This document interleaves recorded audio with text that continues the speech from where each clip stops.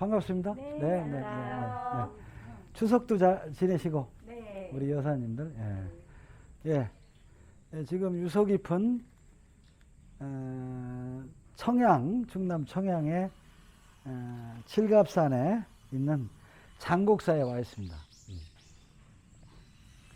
혹시 칠갑산 하면 생각나는 노래 있지? 그 주씨인가 누가? 종씨인가? 주경선. 네? 그러니까 종씨인가? 아니지? 그렇지. 그 사람이 불러서 유명한 노래가 콩밭매는 안악내인가? 그 노래 이름이 뭐예요? 칠갑산? 칠갑산.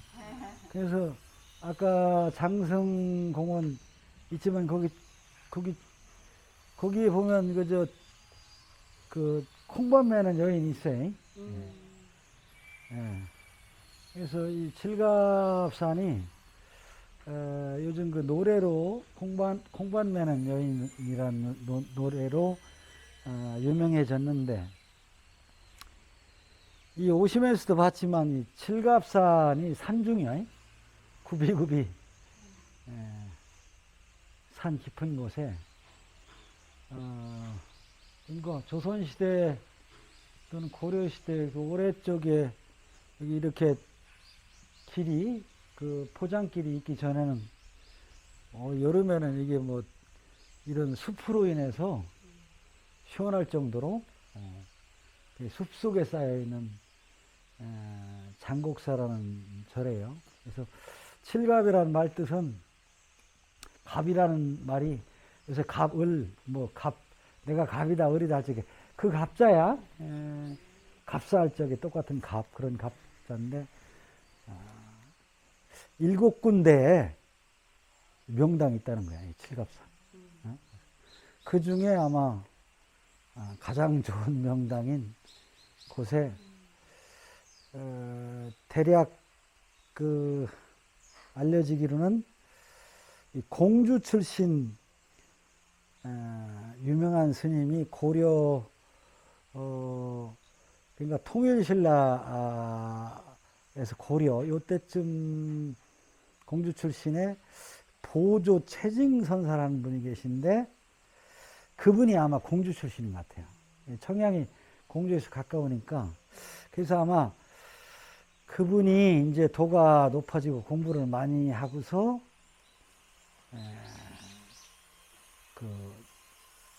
장곡사를 혹시 진 게 아니냐, 그렇게 추정을 하는 이유가, 전라남도에 가면 보림사라는 절이 있는데, 절에 그런 탑이 서 있는데, 그 간단하게 그런 보조 최징선사의 그 이력 중에 공주 출신 보조선사가 장곡사를 지었다는 말을 생각해 볼 수 있는 글이 있어서 그렇게 얘기를 해요. 그래서 대개 늘 보조선사가 장곡사를 창건했다, 이렇게 얘기를 해요. 그래서 일단 장곡사 하면 가장 큰 특징이 우리나라에서 유일무이한 그런 이 장곡사밖에 없는 특징이 있는데, 일단 대웅전이 2개야. 들어보셔서 대웅전 둘 있다는 절이? 그래서 상대웅전, 하대웅전. 그러니까 대웅전이 2개요. 여기는 뭐 전국에 유례가 없어요. 굉장히 특이한.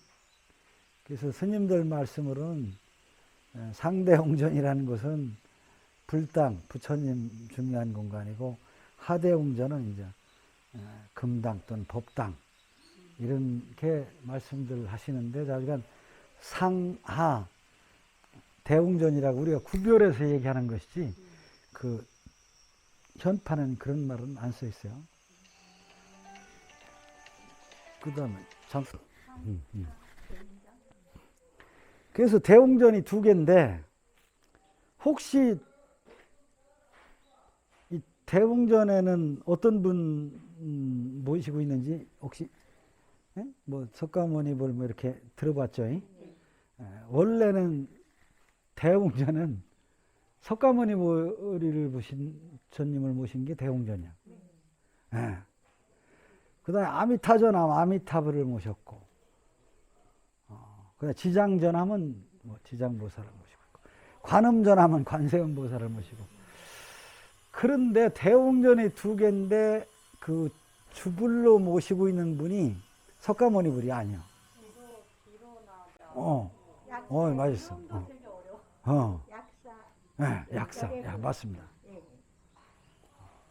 지금 얘기한 게 정답이에요. 약사부를 모시고 있어요.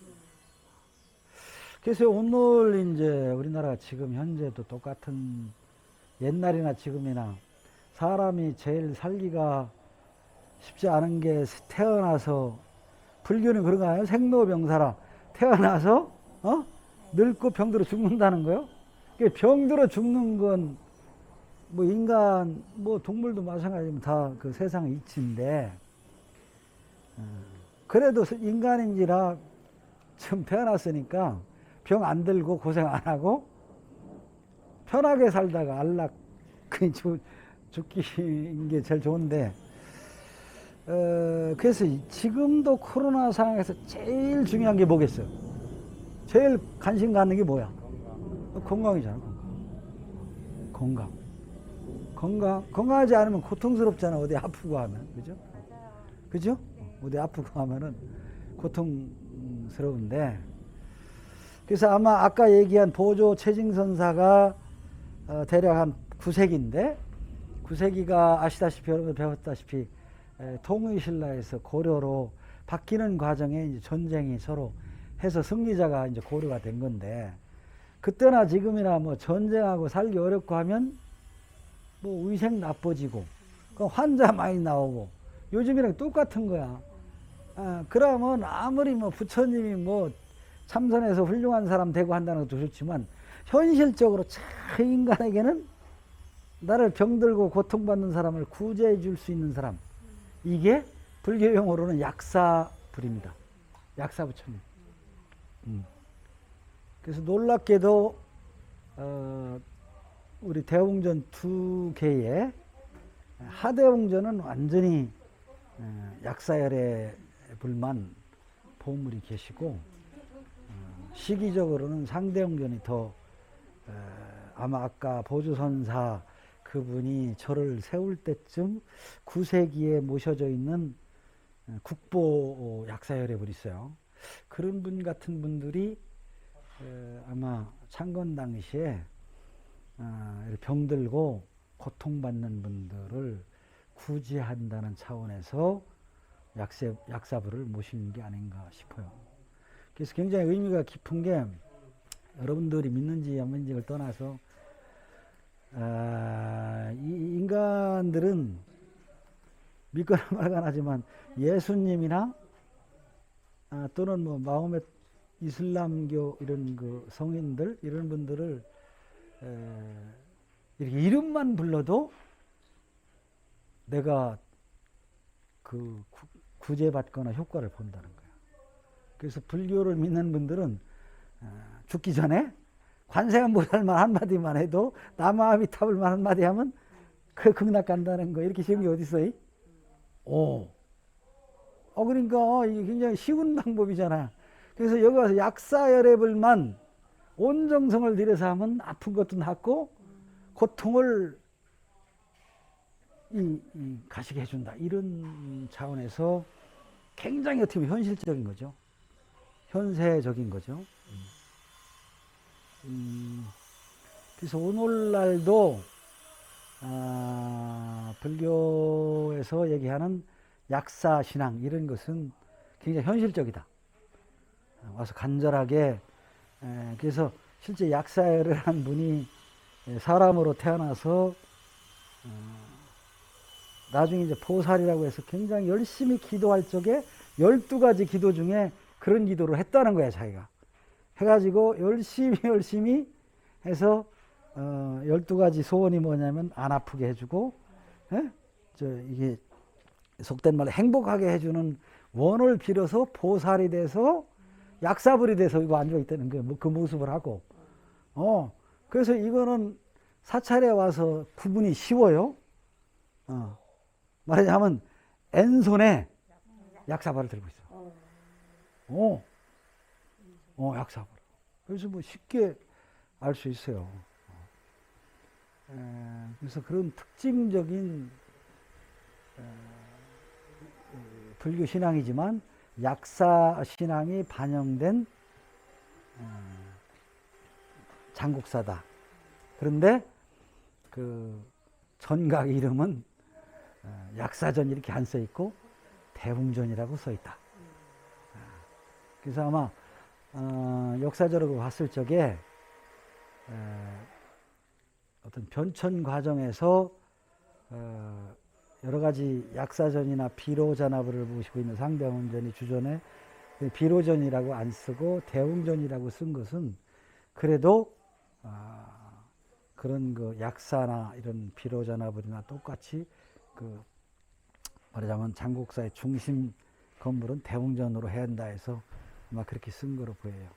그 다음에 이제 여기가 이따 저 위에 가서 한번 얘기해요. 여기가 지금 칠갑산 장국사 입구인데 말 그대로 오늘 특히 이제 날씨가 더 비 오고 하니까 그런데 이게 운항루야. 그 이름이 구름에 학이 흘러가듯 그림처럼 되죠. 그래서 원래 이렇게 누각을 옛날부터 있었던 건 아닌데 이제 산지가람이라고 해서 말하자면 부여 정림사지나 이런 사찰들이 백제나 이런 데는 평지에 있었어요. 익산 미륵사지나 황룡사지 이런 데가. 그러다가 이제 이렇게 산으로 사찰이 가면서 산지 형태에 맞춰서 사찰을 터를 잡는데 이제 가람이라는 말을 쓰는데 그래서 산지 가람 형태를 띠고 있는데 충청도도 산의 경사를 이용해서 이렇게 절을 졌습니다. 여기도 굉장히 경사가 급한데 경사를 이용해서 절을 졌어요.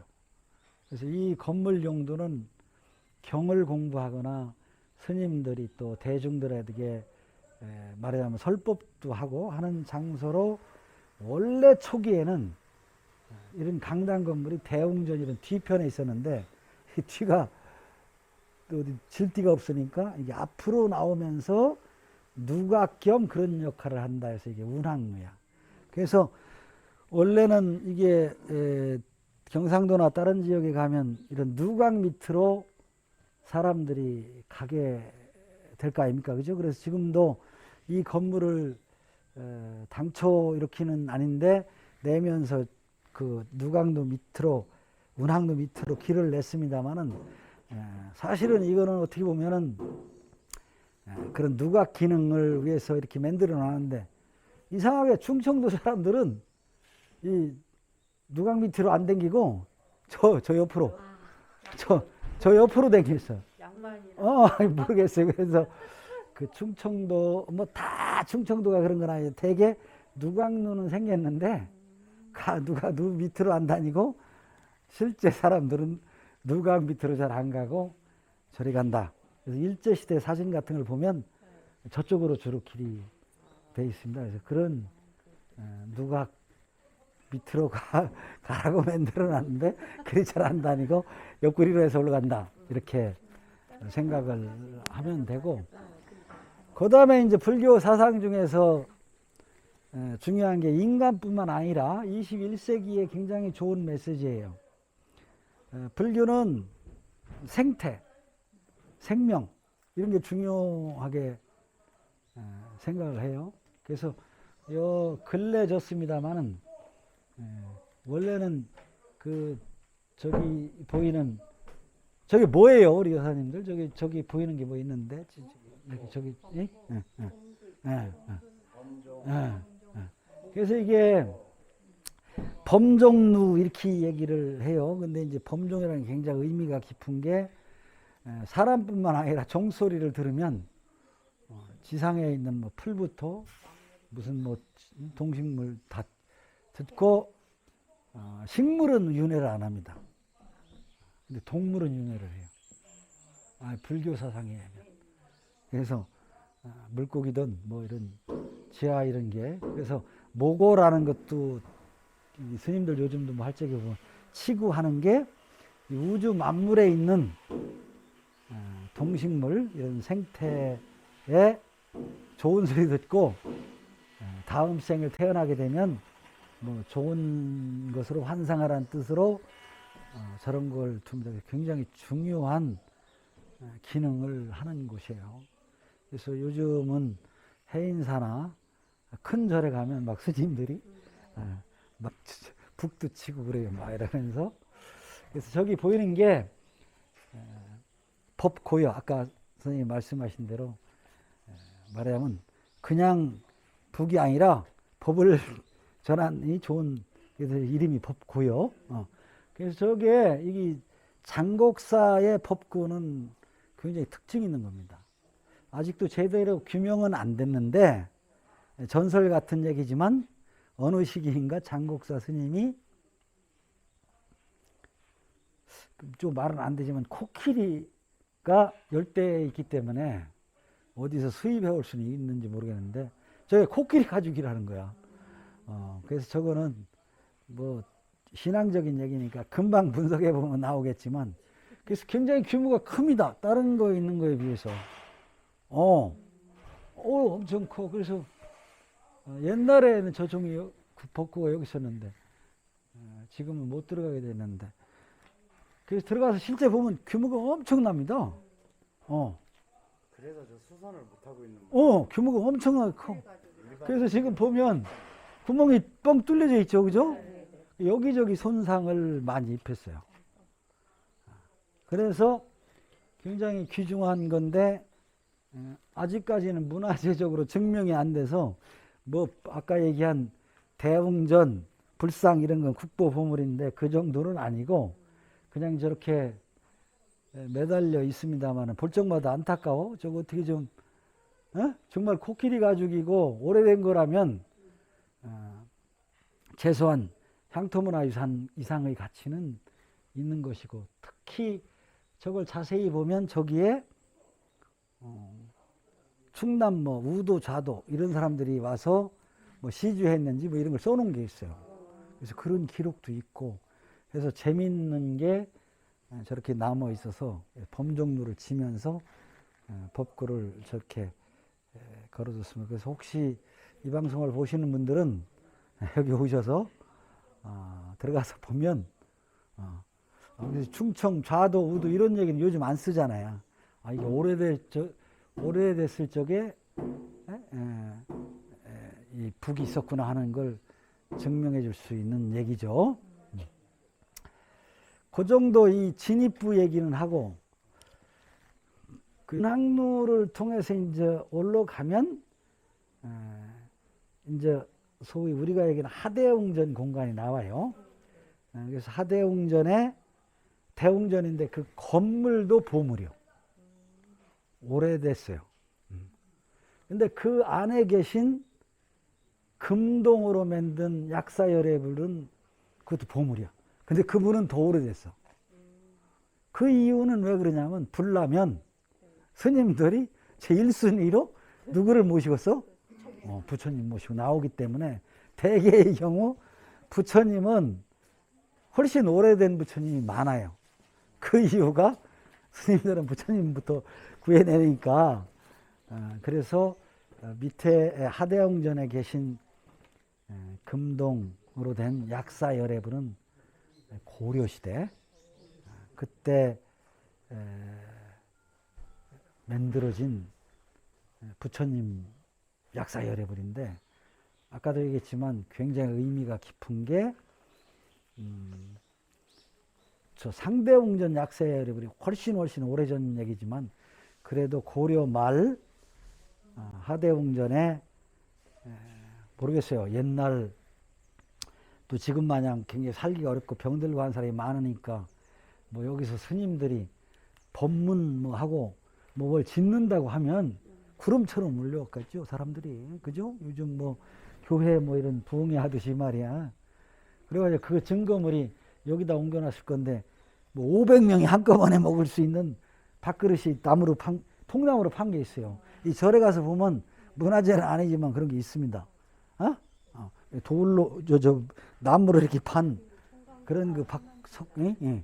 그런 이 통나무가 있는데 그렇게 많이 와서 그 불상을 시주를 오늘 아침 모금을 해서 불상을 모셨는데 놀랍게도 우리가 왜 막 답답하고 뭐 마음대로 안 된다고 하면 우리가 쓰는 용어 중에 뭐 똑같은 얘기 하는데 뭐 터진다는 소리 하잖아. 뭐 터진다고 하죠? 네? 복장 터진다. 이게 불교 용어요. 복장 터지면 죽는 거 아니야. 이게 할 말을 못하고 답답하고. 그래서 부처님이 굉장히 큽니다. 거기에 부처님을 지고 안에가 텅 빈 게 아니라 거기다 불경 여러 가지 뭡니까 그 불교 신앙을 나타내는 걸 많이 가득 넣어요. 가득 넣는다고. 근데 대개 우리나라에 있는 복장은 도둑님들이 대부분 그걸 긁어갔어. 왜냐하면 스님이나 신도들은 감히 부처님을 청소도 잘 안 해요. 신령스러워서. 그거를 막 엎어본다. 상상도 못해. 근데 또 그걸 나중에 보니까 복장이 터진 거야. 다 터져. 터진 줄도 모르고. 그래서 복장이 터져가지고 그래서 복장 터진다는 말이 나온 게 우리나라 있는 부처님은 다 복장이 있었어요. 요즘은 그래서 이제 시주 받아서 불경을 많이 냈습니다. 그래서 동산문화재로 있는 불경 같은 건 전부 부처님 배 안에 있었던 게 나와서 박물관 전시하고 하는 거야. 그래서 여기 우리 하대웅전 아까 얘기하는 고려시대 보물 부처님 그 복장 작업할 적에 나온 게 우리나라에서는 거의 현대에서 최초로 복장을 뜯어봤어. 1958, 59년도에. 지금은 뭐 복장 많이 뜯어보는데 그때만 해도 감히 굉장히 귀한 사람이다. 그래서 복장을 열어봤지. 그러니까 여기서 나온 게 그러니까 14세기죠. 고려 말 조선 건국 이 시기에 직지심체유를 들어봤죠. 굉장히 유명하잖아. 그러니까 그 우리나라에서 최고로 오래되고 세계에서 존경받는 게 몇 개 있어요. 그 중에 직지심체유절은 세계가 다 인정한 거예요. 인류 문명사에서 금속 활자로 책을 만드는 건 우리나라가 처음이라는 거야. 그게 이제 우리나라는 그 책이 없고 불란서에 있잖아요. 그래서 직지 이렇게 얘기하는 게 그거란 말이에요. 그래서 요즘에 청주에 가면 직지박물관이 있어요. 유명한 거죠. 그걸 직지라는 책에 보면 그 책을 만든 사람이 백운이라는 스님이야. 백운. 직지심체유절을 간행할 적에 주도한 분이. 놀랍게도 그분이 우리 장곡사 하대웅전 아까 얘기한 그 고려불상 만들 적에 오셔서 자기가 기도도 하고 발언문도 쓰고 끝에 천진사 백운 이렇게 해서 사인까지 해놓은 게 있어. 이거는 정말 우리나라 특히 충청도 사람들은 이거 알아야 돼. 뭐 직지심체유절 이거 다 알잖아. 구텐베르크 뭐 이런 얘기 금속활자 중요하다는 얘기를 알면서 장곡사가 그런 역사를 갖고 있다는 건 모르잖아. 그래서 더불어서 약사열에 모시면서 발언문 이런 걸 1078명이 10m 되는 비단을 에다가 쭉 그 발언문을 쓰고 1078명이 여기 온 사람들은 사인을 했어. 이름 쓰고. 그 중에 백운 스님이 이름이 있고 수교를 하신 게 있습니다. 굉장히 귀한 종이에요. 그래서 놀랍게도 그런 자료가 관련되는 게 우리 대웅전, 하대웅전의 고려시대 만든 그 약사열의 부처님입니다. 그래서 언제 이따가도 한번 보시면 잘생겼어요. 약사열의 불이. 소위 저 요새 말로 하면 몸짱에다가 월짱이요. 그러니까 또 하나 빼먹지 않고 저기 할 것은 거기 시주자 이름에는 고려 시대니까 고려 말이니까 그 원나라 몽고한테 우리가 패해가지고 원나라하고 이렇게 그 원나라 우리가 저 모셔야 되는 나라 있잖아. 그래서 원나라 몽골 이름이 비안테물인데 공민왕 이름이 그래서 그런 글자도 있어. 그런 걸 봐서 이 장곡사가 굉장히 그 좋은 사찰이고 그런 의미가 있어서인지 그 시주자 아까 얘기한 백운 스님이 기록되어 있는 거기에는 비안테무르라는 공민왕 이름도 있는 거로 봐서 혹시 공민왕도 개경 요새까지 와서 시주한 게 아닌가 하는 그런 생각을 하고 실제로 조선조 태종 때도 조선조를 위해서 중요한 역할을 하는 사찰이다 해서 자복사라는 그런 역할을 합니다. 그 다음에 요 하대웅전 공간만 더 말씀을 드리면 그 다음에 이제 지금 아까 와서 보니까 보는 쪽에서 좌측이 설선당이라는 거야. 설법도 하고 참선도 한다는 그런 공간인데 아마도 그 건물도 그 하대웅전 그런 건립할 시기에 그 유사한 시기에 만들어진 거로 보여요. 이건 이제 설선당은 아까 얘기한 대로 참선하고 설법하는 그런 공간인데 거의 조선 중기 이후 건물 형태가 그렇게 보여지고 있어요. 그래서 이 설선당도 보물은 아니지만 지방유형 문화재로 지정되어 있는 그래서 굉장히 귀중한 문화재고 그래서 오시면 이 하대웅전 공간에서도 볼 게 운항루, 범종루, 대웅전 그 다음에 이제 건너편에 봉향각, 설선당 그래서 설선당 하나만 더 그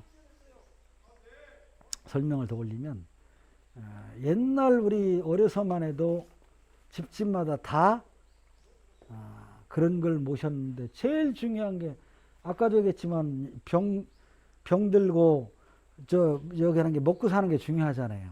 그래서 아까 금동 약사 열애상도 자세히 보면 약그릇이기도 하지만 큰 주발이에요, 주발. 밥그릇이요. 그래서 사람 사는데 제일 중요한 게 밥이야. 밥은 누가 만들어요? 요리를 누가야? 엄마가 만들지. 엄마 없이 생긴 데면 없어. 그래서 사람에게 밥 먹는 게 제일 중요한데 그래서 이게 설선당은 요사이기도 해. 생활하는 공간이기도 해서 부엌에 들어가면 지금은 볼 수가 없습니다만은 조왕신. 부엌을 다스리는 신이 조왕신이야. 그래서 민가는 다 없어. 우리 어려서 본 어머니도 일찍 일어나시면 부엌에 찬물 떼어놓고 이렇게 했잖아요. 그 똑같은 이치야. 사람이 굶어 죽으면 안 되니까. 그래서 물 떠놓고 이렇게 빌고 하셨는데, 그래서 여기 조왕신이 있습니다. 그래서 조왕신을 자세히 보면, 그림 중에 양쪽에 하나는 남자가 나무를 해갖고 와서 불을 떼야 밥이 되니까 그런 그림 하나. 그 다음에 이제 어머니 그림. 그래서 딱 조왕 대신이 딱 있고, 그래서 그런 그림이 실제 설선당 안에 부엌에는 있습니다. 그래서 요즘 사람들은 막 그냥 인스턴트 이런 것만 먹어서 어머님의 그 밥하는, 그렇죠? 속된 말로 밥만 먹으면 죽는 거야. 그래서 이 장곡사에는 그런 현세와 관련되는 그런 약사 열애부를 위해서 그런 게 있기 때문에 기회 되면 꼭 한번 와 보시기 바라고, 그 다음에 이제 지금부터는 하대웅전 좌측길로 한 50m 정도 올라가면 제일 유명한 상대웅전 공간은 올라가서 할까요? 그렇게. 지금 와 있는 곳은 어딜까요? 대웅전. 대웅전. 예? 상대웅전. 예. 이렇게 보면 뭐 상 이런 얘기는 안 써 있지만 아까 아래에서 설명드린 대로 전국에서 유일하게 대웅전이 2개 있어요. 그래서 일반인들이 구분하길 위에 있는 걸 상대웅전, 밑에 계신 대웅전을 하대웅전 이렇게 구분을 한다. 그래서 이제 이게 상이 밑에 쪽하고 이쪽이 달라요. 이쪽은 어느 쪽 같아요? 향이? 부처님 정 가운데서 볼 적에 동쪽이. 그래서 동쪽, 남쪽에서 동남향이고 저쪽은 서남향이고 같은 공간에서도 이렇게 가람 배치를 했어요. 그래서 우선은 이 상대웅전을 보시면 이 재밌게도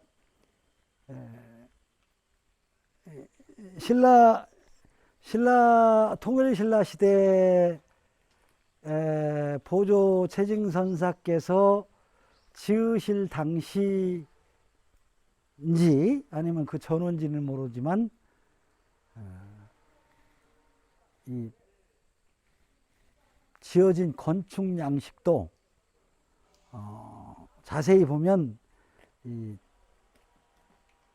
말하자면 기둥에 받치고 있는 돌이 주춧돌이 고식이요. 오래된. 그 다음에 저마냥 살살살살 기둥이 올라가면서 배가 살짝 나온 걸 배을립니다. 나마냥 약한. 근데 사람은 배을린 기둥은 별로 볼 게 없지만 옛날 우리 고건축의 배을림 기둥은 이제 멋있어요. 배도. 그죠? 약간 가운데가 통통하니. 그런 옛날 기둥은 아니지만 그런 형태를 갖고 있고 기둥머리에 올린 걸 저걸 주두라고 하는데 그런 게 자세히 보면 그게 고려시대 그런 말하자면 좀 오래된 고식이요. 근데 이제 그 조금 위에 보면 연꽃 모양 같은 건 조선시대 거야. 그래서 간단하게 정리하면 이 건축도 굉장히 오래적부터 조선시대, 최종적으로는 조선시대 건물이지만 밑에 주춧돌이라든지 이런 것은 고려시대, 조선시대 양식이 같이 지어진 그런 건물로 가치가 높아서 보물입니다. 그래서 옆에서 보면 배를 맛댔다고 해서 맛뱃집이에요. 이렇게 배를 맛뱃집인데 원래 맛뱃집은 주심포라고 해서 기둥 위에 주두가 있고 가운데에 공포라고 하는데 그게 없어서 주심포개가 그 맛뱃집은 많은데 여기의 경우는 맛뱃집이면서도 중간에 포가 들어가서 다포. 그러니까 중간에 포가 하나 들어가서 포가 주심포가 다포다 해서 건물로도 의미가 있어서 보물문화재입니다. 그 다음에 이제 제일 중요한 게 그러면 이 건물을 지은 이유가 이렇게 잘 지은 이유가 안에 이제 훌륭한 부처님을 모시기 위해서 지은 건물 아니겠어요, 그죠? 그래서 여기 이제 주불이라고 할까 가운데 계신 분은 어떤 분 아까 얘기하셨던 누가 이렇게 진리를 상징하는 비로자나불. 가운데 있는 분은 이제 비로자나불이라고 해서 비로자나불은 이제 진리를 상징할 뿐더러 이렇게 검지를 감싸지고 있는 이런 모습이기 때문에 어떤 부처와 우리 일반인이 둘이 아니다. 이런 것도 의미하고 그렇게 되어 있습니다. 그런데 여기는 놀랍게도 비로자나불을 모시고 있지만 바로 이 문 열고서 보는 쪽에서 제일 우측에 있는 분이 그 유명한 국보 제58호 금년부터는 이거 메토 이런 거 없앴습니다. 그래서 그냥 국보이래요. 그래서 국보 문화재인 약사열애불. 그래서 제일 오래된 아까 얘기한 보조선사가 세울 당시나 자지간 여말 고려 초에 모셔진 불상으로 약사열애불. 근데 이 약사열애 그 여기 세 분이 부처님이 계신데 전부 재료는 철조입니다. 한 10년 전, 5년 전만 해도 잘못 배운 분은 저 끝에 있는 분을 소조 흙으로 만들었다고 했는데 우리가 분석해 보니까 재료는 철조예요. 근데 지금 보기에는 전부 금으로 이렇게 뭐라고 하나요? 그 금박을 해서 다 알 수 없지만 속을 보면 전부 재료가 철로 돼 있어요. 그래서 철조 약사열애불 플러스 앉아 계신 데가 좌대인데 좌대가 뭐 최고야. 우리나라 최고면 세계 최고예요. 요새는 좌대가 돌로 되는데 기가 막혀요. 그래서 좌대하고 앉아 계신 철조 약사열애불이 국보다. 그래서 3단으로 되어 있는데 그 앉아 계신 단이 하대, 중대, 상대. 이렇게 해서 보면 지금은 그 이 하대에 군역이 내구팅에 기둥 들어갈 만한 구둥이 4개가 있는데 지금은 이제 없어져서 이제 그런 기둥 자국 그 구멍만 보이는데 아마도 옛날에는 이런 건물 속에 또 그 부처님 약사열애불이 중요해서 감실이라고 해서 별도 집을 지었거나 또는 내구탱이에 진리를 상징하는 사자를 모셨든지 했는데 지금은 없으니까 이제 그렇게 추측만 할 뿐이요. 그래서 연꽃으로 제일 밑에는 연꽃이 불교를 상징하는 진흙 속에서 피는 연꽃이 귀하잖아요. 그렇게 해서 하대도 연꽃으로 딱 이렇게 하고 중대 가운데는 안상이라고 해서 크게 큰 눈 모양을 이렇게 조각을 해놓고 상대도 이제 연꽃이 이렇게 받치고 있는 모습을 띄고 있다. 그래서 국보 제58호 지금은 그런 말을 안 하는데 그냥 국보 약사열애불이다. 그래서 말하자면 약사열애 장곡사하면 약사불 하는데 그래서 그런 영향 때문에 너무 이게 이 부처님 가지고 너무 소문이 많이 나니까 지금도 아마 전국에서 영험하기로 소문이 나서 많이들 오실 겁니다. 신도가. 아니 병 고쳐주고 잘 살게 해준다는데 그래서 아마도 수유 오시는 신도분이 많아서 하대웅전에 약사열애불을 아주 그냥 전공불로 딱 세운 게 아닌가 이런 생각도 해봅니다. 그래서 상대웅전에 약사불, 하대웅전도 혼자 거기는 모셔 금동불로 돼 있고, 그 다음에 이제 가운데 분이 상대웅전의 가운데 분이 비로자나불, 검지를 감싸고 있는 비로자나불. 그래서 저 부처님은 한 200~300년 정도 뒤에 고려 그냥 12세기 정도 금방 얘기했던 국보보다는 좀 시대가 늦어요. 그래서 보물이요. 그리고 좌대가 아마도 추측인데 이 아주 비로자나불을 모시는 좌대가 아니고 어디 절에 있던 석등을 올려놓는 석등 역할을 하는 그런 그 석조물로 된 석등 위에 비로자나불을 모시고 있어요. 그래서 지금은 같은 보물로 다 보고 있습니다. 비로자나불도 보물 같이 모시고 있는 것들이 보고 있지만 우리가 이렇게 볼 적에는 그 대자가 석등에 바치고 계신 게 아닌가 이렇게 생각이 듭니다. 그래서 그 보물문화재입니다. 오, 여기 장곡사는 보물이 넉 점이나 있어요. 국보가 2점. 국보는 금방 얘기하신 분, 한 분은 괴불탱이라고 해서 괴불이 또 있는데 그래서 국부가 2점, 보물이 넉 점 그렇습니다만 보물이요. 그 다음에 이제 보는 쪽에서 제일 좌측에 있는 분이 이제 아미타불이다 이렇게 되어 있는데 그래서 그분은 얼마 전까지만 해도 많은 분들이 소조 흙으로 만들었다. 근데 우리가 분석해 보니까 철조요. 그래서 놀랍게도 우리 장곡사 상대웅전에 모셔져 있는 세 부처님은 시대를 달리하면서 통일신라, 요즘 남북국 시대라고 하는데 통일신라에서 고려, 아까 아미타불, 그 다음에 제일 끝에 만들면 시대가 많이 늦어요.